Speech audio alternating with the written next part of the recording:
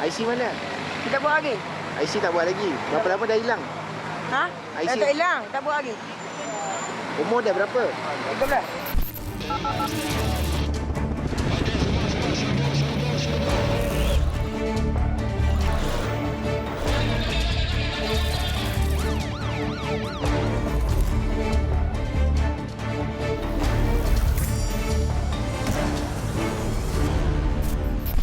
Assalamualaikum dan salam sejahtera. Saya Sofia Nur Solihatun bersama anda selama 1 jam dalam 999, program nombor 1 mengenai jenayah di Malaysia. Saudara, akibat memandu di lorong kanan secara berterusan, 3 pemandu bas ekspres disaman. Itulah antara kesalahan yang berjaya dikesan Jabatan Pengangkutan Jalan JPJ, Wilayah Persekutuan Kuala Lumpur semasa musim perayaan Aidiladha. Ikuti perinciannya bersama wartawan Muhammad Ros Abdullah. Op khas Bas Ekspres dijalankan Jabatan Pengangkutan Jalan JPJ Wilayah Persekutuan Kuala Lumpur dengan kerjasama Jabatan Imigresen Malaysia dan Agensi Anti Dadah Kebangsaan AADK berhampiran Plaza Tol Gombak, Menghala Kekarak 22 Julai lalu. Operasi diketuai penolong pegawai penguatkuasa Mardiah Muhammad Yusof dan turut disertai pengarah JPJ Wilayah Persekutuan Kuala Lumpur, Muhammad Zaki Ismail. Dalam operasi kali ini, 56 anggota dan pegawai yang terlibat daripada 3 agensi berbeza bermula sejak 8 malam tadi. Setelah hampir 4 jam operasi dijalankan, beberapa pemandu dan penumpang telah ditahan atas pelbagai kesalahan. Antara kesalahan yang dilakukan ialah memandu di lorong kanan secara berterusan, kes positif dadah dan membawa penumpang asing tanpa dokumen perjalanan yang sah. Saman dikeluarkan kepada pemandu dan mereka yang ditahan dibawa untuk siasatan lanjut. Lumpur, pemandu, saya pemandu. Okey, untuk makluman, bas ini terdapat penyamar daripada JPJ wilayah.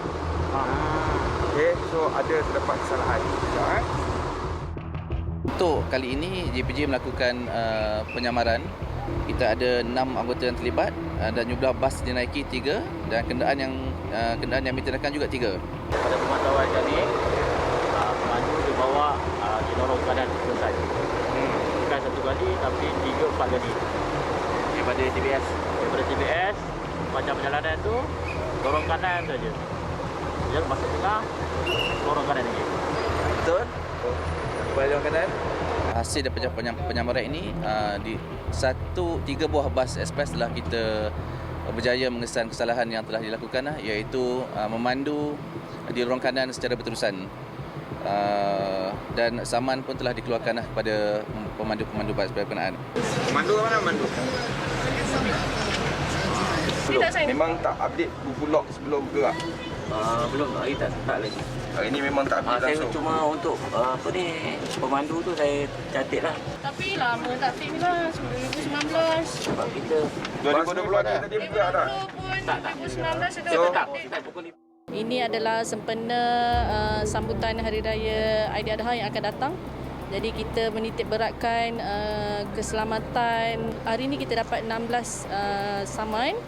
3 ke atas bas ekspres lah.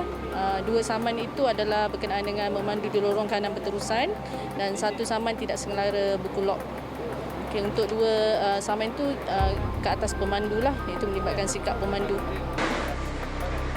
Operasi ini juga mensasarkan pendatang asing tanpa izin dalam usaha kerajaan untuk membendung penularan wabak COVID-19.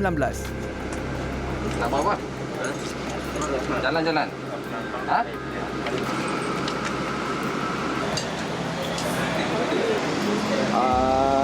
Untuk Jabatan Imigresen telah melakukan pemeriksaan sebanyak 40 pemeriksaan dan melakukan 2 tangkapan untuk siasatan lanjut, iaitu 1 warga negara Bangladesh dan 1 warga negara Myanmar. Kita dapati bahawa mereka ini mempunyai tiada dokumen peribadi, iaitu pasport lah, sebanyak 2 kes.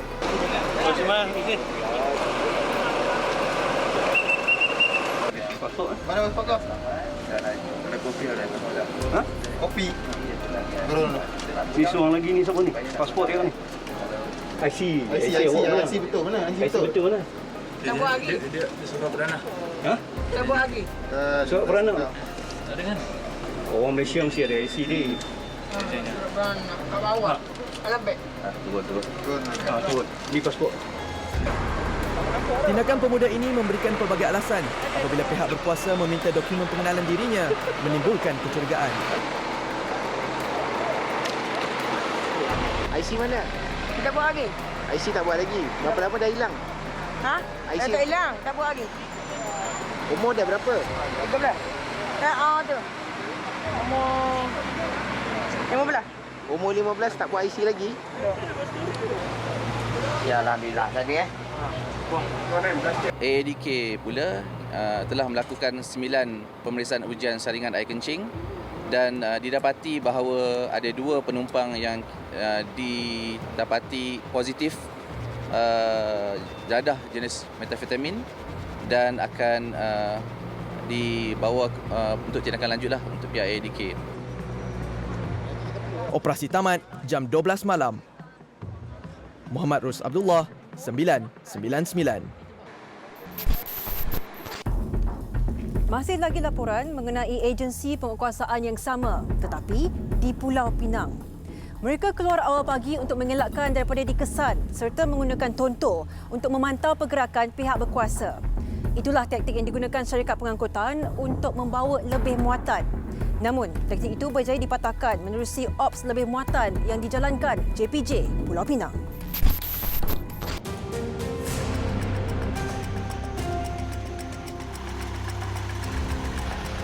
Jabatan Pengangkutan Jalan Negeri menjalankan ops lebih muatan yang berterusan sejak 30 Jun lalu hingga kini yang membabitkan 70 pegawai dan anggota. Dalam operasi yang menggunakan kaedah merentas sempadan, sebanyak 306 buah lori membawa lebih muatan disiasat mengikut Seksyen 57-1 Akta Pengangkutan Awam Darat.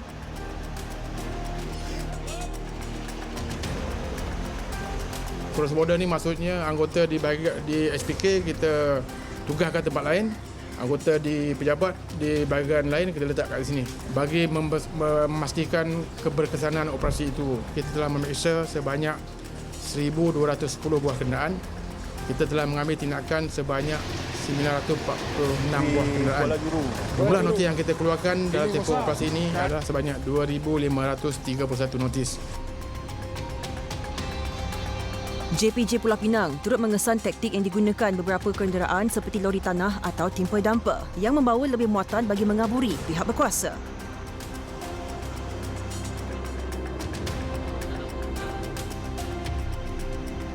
Kebanyakan lori yang membawa lebih muatan dia akan keluar awal pagi.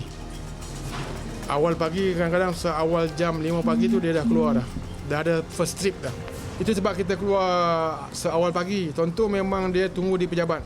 Contohnya ada 2 kategori, satu naik motor, satu naik kereta persendirian.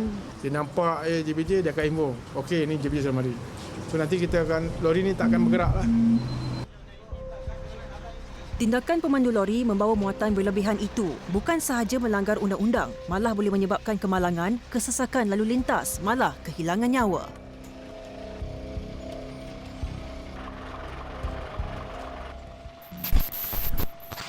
Pengalang tak tenang di sini Satria standby untuk keluar.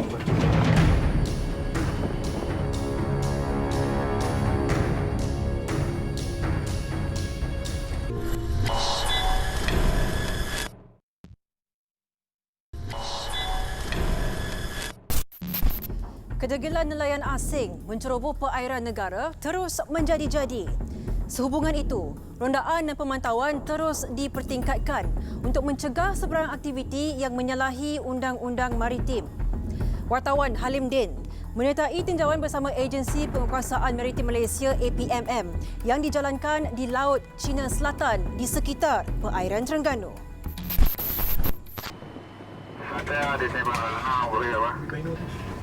Pengalang tak tenang di sini Satria standby untuk keluar. Sepanjang op kuda laut dilancarkan, 26 kes tangkapan bot nelayan asing Vietnam berjaya dilakukan Agensi Penguatkuasaan Maritim Malaysia APMM yang turut dikenali sebagai Maritim Malaysia.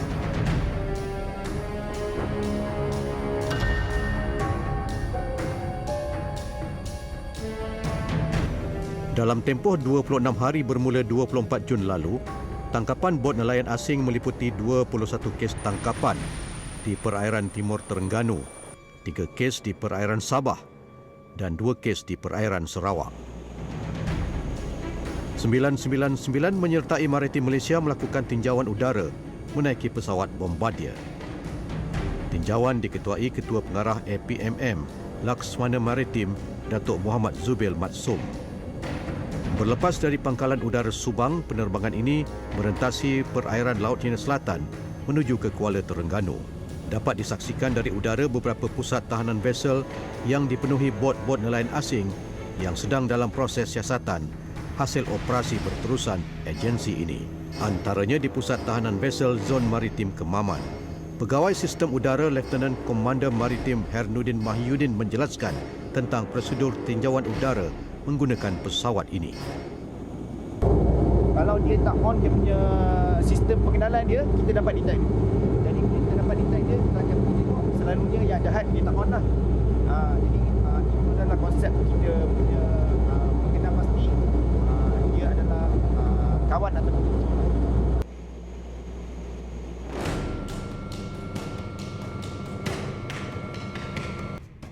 Cabaran besar di lautan yang luas menjadi pendorong kepada Maritim Malaysia meningkatkan pemantauan dan pengawalan aset-aset laut dan udara secara agresif. Hasilnya dalam satu ops kuda laut baru-baru ini, 7 bot nelayan Vietnam beserta 83 individu berusia antara 16 hingga 68 tahun ditahan APMM Terengganu. Operasi 3 hari ini dijalankan di sekitar lokasi antara 117 hingga 135 batu nautika dari Kuala Terengganu. 7 bot dengan 5 tan hasil tangkapan, 10,000 liter diesel dan peralatan menangkap ikan dianggarkan bernilai lebih 10 juta ringgit dirampas. Setiap kru bot nelayan yang ditahan turut dikenakan ujian saringan kesihatan COVID-19 sebaik tiba di Jeti Maritim Malaysia.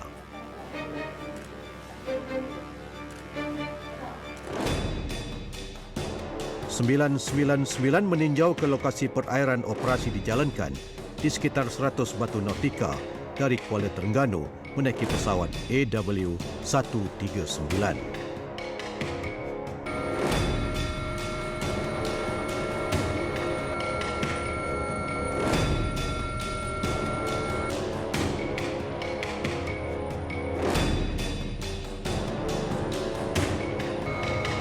Tinjauan udara selama kira-kira 1 jam ini menyaksikan operasi menunda bot-bot nelayan yang ditahan ke Jeti Pusat Tahanan Vessel Zon Maritim Kuala Terengganu. Jadi bermakna aktiviti nelayan ini dia agak serius, ya. Dan walaupun kita telah menangkap berapa banyak bot mereka ni, tetapi mereka ni agak degil jugalah, ya. Dan kita terpaksa berterusan menunjukkan kehadiran kita dan juga menunjukkan keseriusan kita walaupun dalam keadaan COVID-19 ini, ya. Jadi kita ada SOP kita dan cara menangkap mereka, dan kita kena jaga untuk menentukan kita dapat mencegah daripada penularan COVID-19 ni. Jadi kita lihat aset-aset kita tidak membawa kru-kru bot nelayan asing ini ke atas kapal kita. Mereka masih lagi berada di bot-bot mereka dan kita hanya escort mereka dibawa untuk proses mahkamah nanti.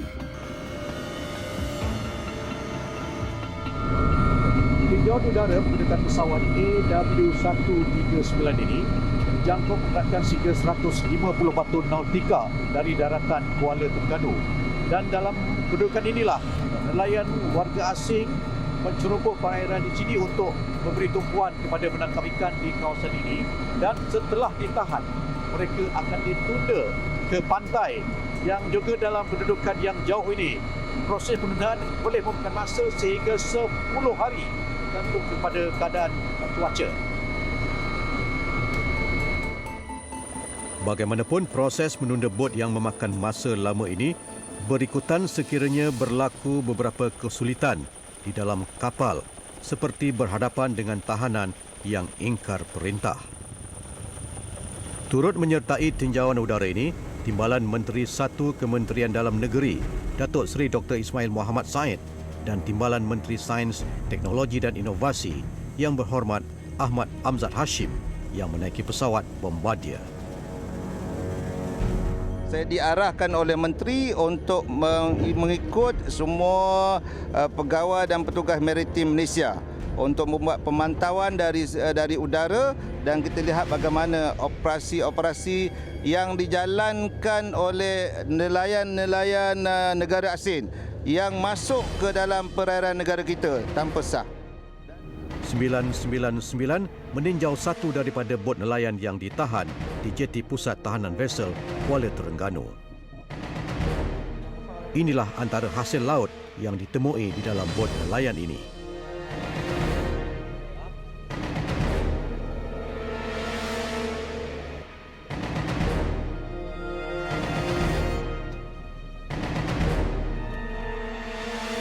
Ini adalah sotong kering. Proses untuk mengeringkan sotong ini memakan masa kurang-kurang pun 1 minggu juga, ataupun mungkin lebih lama dari tempoh itu. Bagaimanapun, oleh kerana lamanya mereka berada di lautan, mereka sempat untuk memproses sotong ini menjadi sotong kering.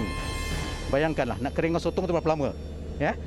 Dan setelah diproses dan jadi sotong kering seperti ini, difahamkan harga ataupun nilainya di pasaran Malaysia adalah RM140 sekilogram. Kalau saya angkat ini memang berat ni. Nak jatuh pun saya. Sebenarnya ini lebih 20 kilogram saya rasa ni, dia punya berat yang saya angkat tadi tu. Dalam usaha memantapkan lagi setiap tindakan seperti melalui Ops Kuda Laut ini, APMM akan meningkatkan pendekatan pencegahan khasnya di kawasan Zon Ekonomi Eksklusif Malaysia supaya ancaman jenayah pencerobohan bot nelayan asing dapat disekat. Kalau laut yang sebegitu luas, kita dapat keluarkan 3 atau 4 kapal, saya rasa kita tidak dapat menangani isu-isu ni. Saya lebih suka kalau kita dapat ada di laut dengan kapal besar yang mana boleh duduk di laut lebih lama. Bila kita lama ada di laut, kita boleh mengekang mereka masuk, rather than kita sekarang ni apa yang APM membuat sekarang ni, kita keluar tangkap, benda ni tidak akan selesai lah. Kita lebih suka ataupun kita nampak lebih efektif kalau APM dapat disediakan aset yang lebih besar yang boleh bertahan sekurang-kurangnya 1 bulan di laut. Alimdin 999.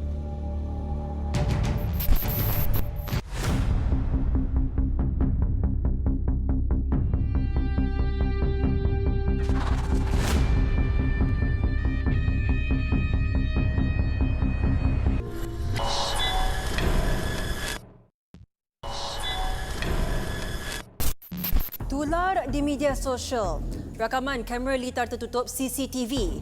2 kelibat manusia menconteng mural pemimpin negara di Shah Alam, Selangor. Polis kini dalam peringkat siasatan untuk mengenal pasti individu terbabit. Ikuti laporan bersama wartawan Sanizar Ain meninjau semula lokasi kejadian. Di Taman Cahaya Alam Seksyen U12 Shah Alam, 2 wanita dipercayai menjadi dalang merosakkan mural pemimpin negara. Majlis Bandaraya Shah Alam MBSA mengambil tindakan segera dengan memadam keseluruhan mural itu, mengecat semula dengan cat berwarna putih. Kelibat 2 wanita itu dilihat dalam rakaman kamera litar tertutup CCTV yang berdurasi 2 minit 20 saat mula tular di media sosial baru-baru ini. Mereka dipercayai menconteng kata-kata kesat terhadap mural pemimpin negara termasuk yang di Pertuan Agong.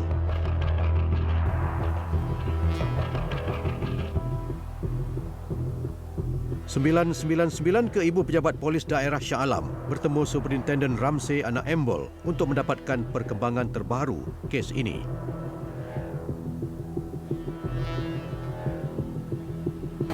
Pada 20 bulan 7 tahun 2020, jam lebih kurang 10 pagi, pihak polis IPD Shah Alam telah menerima satu laporan polis oleh pegawai MBSA yang memaklumkan bahawa gambar mural 6 pemimpin negara kita telah diconteng di Taman Cahaya U12 di Alam.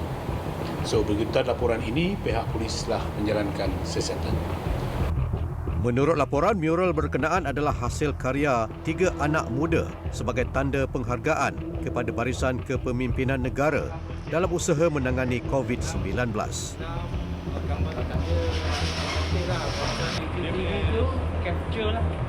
Hasil karya itu juga telah menarik perhatian Yang di-Pertuan Agong di mana baginda mencemat duli melihat sendiri mural berkenaan pada 10 Julai lalu. Dahulu dinding ini tersegam indah. Mural potret beberapa pemimpin negara kita. Namun baru-baru ini tular di media sosial dipercayai dua individu telah menconteng dengan niat mengeji dan menghina. Dengan ini pihak PDRM menasihatkan supaya masyarakat tidak melakukan perbuatan yang tidak bertanggungjawab seumpama ini yang merupakan satu kesalahan di bawah vandalisme yang boleh mengaibkan pemimpin-pemimpin negara yang boleh membawa kepada pecah keamanan di kalangan masyarakat. Untuk kes ini, pihak IPD Shah Alam telah membuka kertas siasatan dan menjalankan siasatan di bawah Seksyen 504 Kanun Keseksaan dan Seksyen 427 Kanun Keseksaan yang boleh dihukum penjara selama lebih kurang 2 tahun atau denda atau kedua-duanya sekali.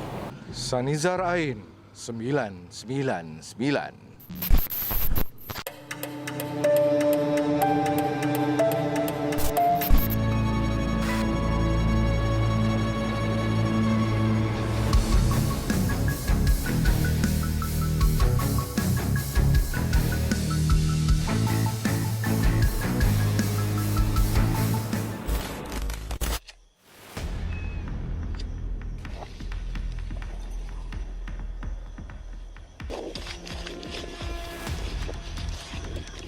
Kejam.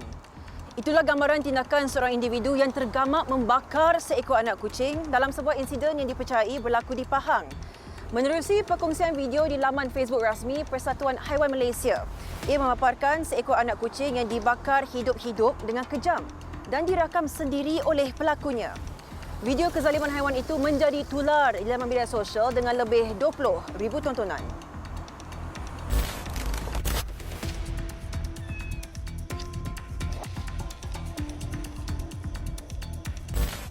Video berdurasi 46 saat itu memaparkan aksi mencurah lalu menyalakan pemati api untuk membakar kucing itu. Assalamualaikum. Boleh kongsikan pendapat menonton video yang cukup kejam itu?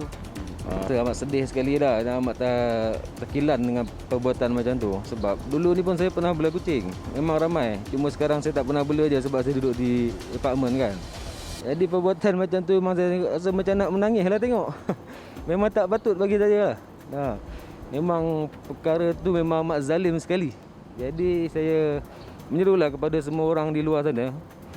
Kalau kita bela binatang, kita patut sayang dia. Yang tak patut buat perkara-perkara yang tak elok. Walaupun dia anjing sekalipun, kalau dia lapar bagi makan je.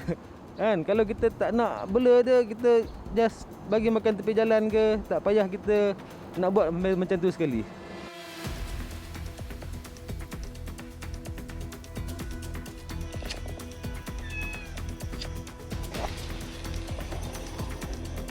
Apa yang rasanya seharusnya dilakukan untuk pastikan orang muda ataupun sesiapa sahaja tidak menzalimi haiwan selepas ini?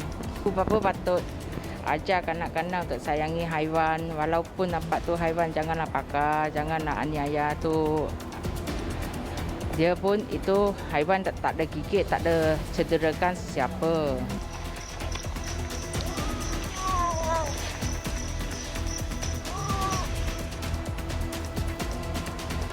Video tular penderaan haiwan itu turut mendapat pandangan dan ulasan Ketua Pengarah Perkhidmatan Veterina, Datuk Dr. Nur Lizan.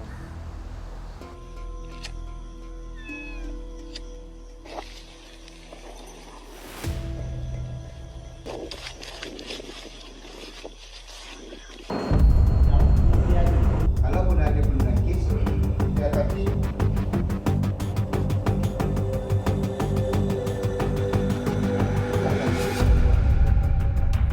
ada kaitan dengan masalah mental, psikologi dan yang lebih buruk lagi, ada di antara mereka yang menganggap bahawa menganiaya haiwan ini adalah atas alasan suka-suka ataupun untuk mencapai kepuasan pada diri mereka.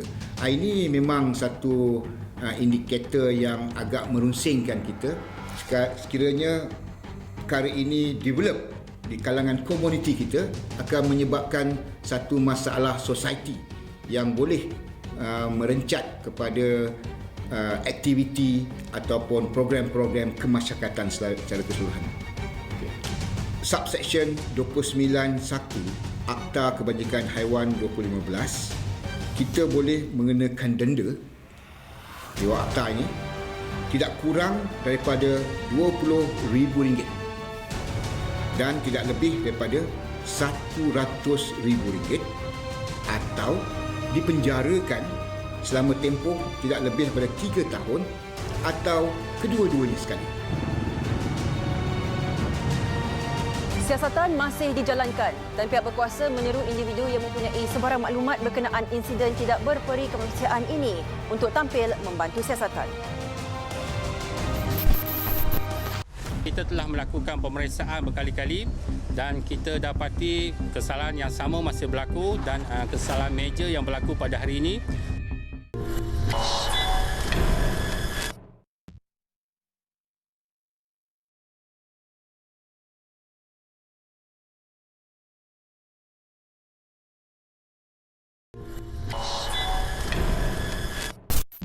Kotor, jijik dan meloyakan. Segalanya terbongkar apabila 4 kilang memproses makanan di Pulau Pinang beroperasi tanpa mengikut piawaian kebersihan diserbu pihak berkuasa. Saksikan laporannya. Jabatan Kesihatan Negeri Pulau Pinang bersama Jabatan Perlesenan dan Jabatan Penguatkuasaan Majlis Bandaraya Seberang Perai MBSP menjalankan operasi Op Tegar pada 14 Julai lalu.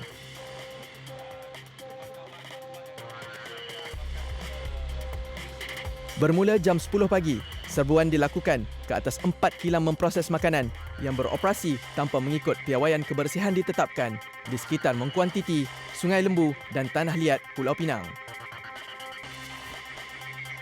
Pasukan kita telah melakukan risikan selama 2 minggu untuk mendapatkan premis-premis yang engkar. Kita telah melakukan pemeriksaan berkali-kali dan kita dapati kesalahan yang sama masih berlaku dan kesalahan meja yang berlaku pada hari ini. Sebab itu kita keluarkan tindakan arahan penutupan maksimum selama 14 hari.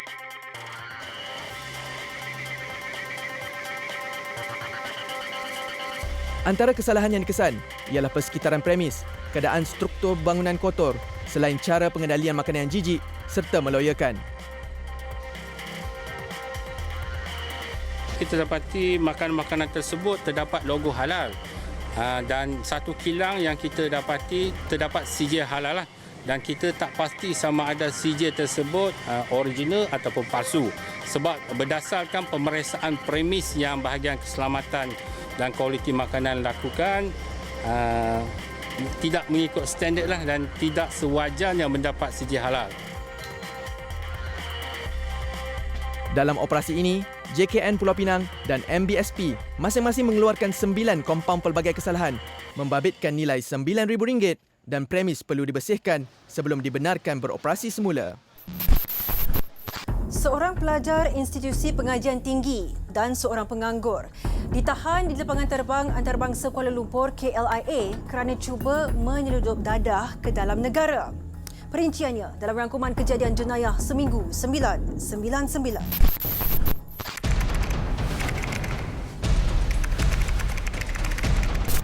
Dua keldai dadah ditahan. Ketua Polis Daerah KLIA, Assistant Commissioner Zulkifli Adam Shah berkata, operasi sepasukan polis bahagian siasatan jenayah narkotik BSJN IPD KLIA merampas dadah jenis syabu seberat kira-kira 11.63 kg. Tangkapan pertama ke atas suspek berusia 22 tahun dilakukan kira-kira jam 3.45 petang di Balai Pelepasan KLIA 2. 21 ditahan polis dalam Ops Sarang. Operasi yang bermula 7 malam hingga 4 pagi diketuai Ketua Siasatan Bahagian Jenayah Narkotik IPD Petaling Jaya, ASP Syukri Ahmad.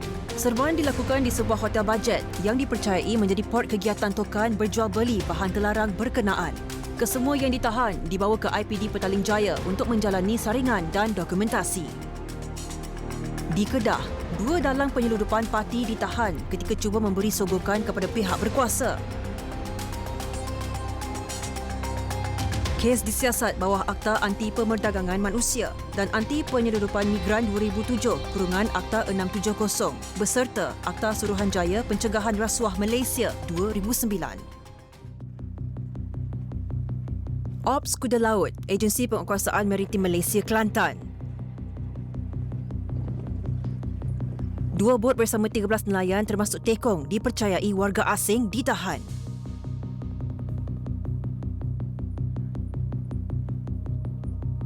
Pihak berkuasa turut merampas 120 kg gamat yang ditemui di dalam bot suspek. Ketika serbuan, suspek sedang leka memungut hasil laut. Bagaimanapun, mereka cuba melarikan diri apabila menyedari kehadiran pihak berkuasa menyebabkan berlakunya insiden kejar mengejar selama 1 jam. Kesemua suspek juga bertindak membuang sebahagian gamat ke laut. Hasil rampasan termasuk minyak diesel dan bot dianggarkan bernilai RM260,000.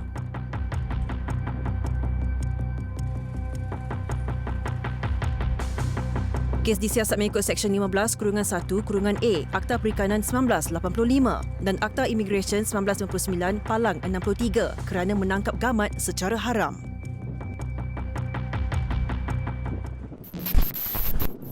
Terima kasih kerana setia bersama kami sehingga ke penghujung rancangan. Seperti biasa, sebarang aduan atau laporan berkenaan kegiatan jenayah boleh disalurkan ke laman sosial rasmi 999 seperti tertera. Jangan lupa amalkan kebiasaan baharu, jaga keselamatan, jaga kesihatan. Saya Sofia Nur Solihatun mewakili tim penerbitan 999 mengucapkan Assalamualaikum dan selamat malam. Ingat, jenayah membawa pada